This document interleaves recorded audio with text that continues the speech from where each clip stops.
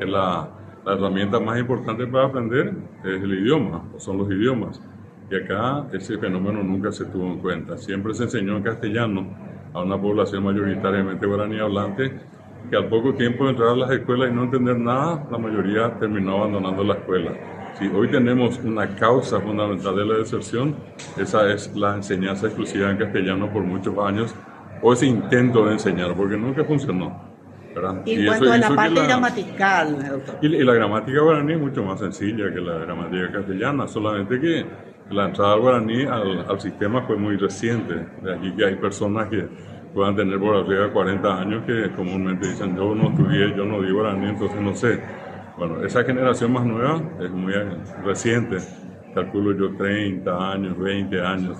Son aquellos que ya tienen una mejor capacidad para escribir y para leer. Obviamente eso requiere de mucha práctica. Nosotros estamos en este momento en una etapa intermedia. Nos falta todavía apretar un poco más para que de aquí a unos 5, mínimo, ¿verdad? O 10 años, que es lo que yo calculo, si el guaraní continúa en esta senda con una mayor presencia, vamos a tener un mayor número de gente alfabetizada. ¿En qué medida, por ejemplo, la literatura podría ayudar justamente leer, para motivar, el parar, llegue a, claro, o el guaraní, claro, realmente y científico, como se le dice? Todo viene por allí, ¿verdad? Uno va a empezar por lo que tiene y va a ir puliendo, ¿verdad? En la medida que uno haga el esfuerzo, va a usar mejor el castellano, va a usar mejor el guaraní, porque el yopará no es un fenómeno del guaraní solamente. Yopará está en el castellano, cuando decimos venir, nada es guaraní. Andate nada, decirle qué es guaraní, decirle que nada es guaraní, qué pío querés, pío es guaraní, yo no sabía, ni es. Y en el Concierto de las Naciones hay muchos aportes del guaraní, por ejemplo, en la parte científica. Mucho. Por ejemplo, ¿cuál es y uno de los casos más reconocidos es la presencia del guaraní en el ámbito de la botánica. Es la tercera lengua que más nombres aportó a la botánica universal, luego del griego y del latín. Allí ya está el guaraní.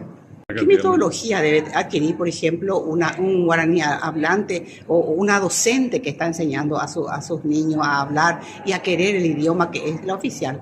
Claro, en este caso yo creo que es muy simple. Yo suelo proponerle a todos incorporar en el niño, con la niña, un promedio en el primer ciclo, unas 350 palabras. Entre ellos 80 verbos más usados, mostrarles cómo se conjugan, hacerles usar en oraciones. Muy fácil el guaraní. No tiene el problema de masculino y femenino, que en castellano tengo que decir este señor, esta señora guaraní, o el adjetivo calificativo en castellano es masculino, femenino, singular o plural. Digo lindo, linda, lindos, lindas, el guaraní es poná. Es sencillísimo.